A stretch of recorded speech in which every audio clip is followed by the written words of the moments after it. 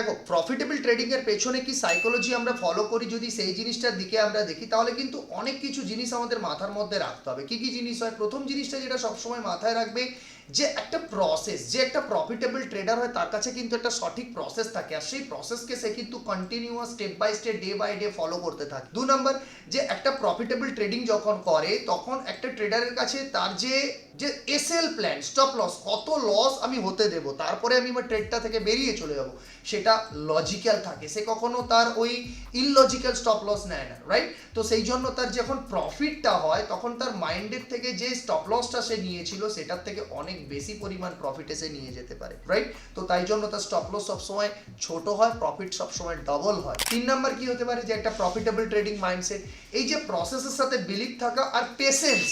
সেই জন্য এই যে প্রসেসের জন্য নিজের মধ্যে পেশেন্স তৈরি করে রাখা, যে আমি পেশেন্স নিয়ে রাখি, যখন আমার স্ট্র্যাটেজি অ্যাক্টিভ হবে তখন আমি ট্রেড করব, তার আগে আমি চুপচাপ থাকবো, রাইট? তো এই যে পেশেন্সটা কিন্তু খুব বড় সড়ো ম্যাটার একটা প্রফিটেবল ট্রেডিং এর পেছনে। অ্যান্ড 3 নাম্বার জিনিসটা কি হয়, যে অ্যাকসেপ্ট দ্য লস, লসকে অ্যাকসেপ্ট করা। লসকে অ্যাকসেপ্ট করা সবার দ্বারা হয় না। একটা প্রফিটেবল ট্রেডার সে যদি 2 দিন 3 দিনও লস করতে থাকে, সে কিন্তু 2-3 ডেজ লসও যদি সে করে, সে কিন্তু লসটাকে অ্যাকসেপ্ট করে অ্যান্ড তারপরে নেক্সট অ্যাকশন নেয় আবার, রাইট? বাট একটা লুজার কি করে, যে সে যেদিন লস করলো সেই দিনেই পুরো প্রফিট কামিয়ে আনতে চায়।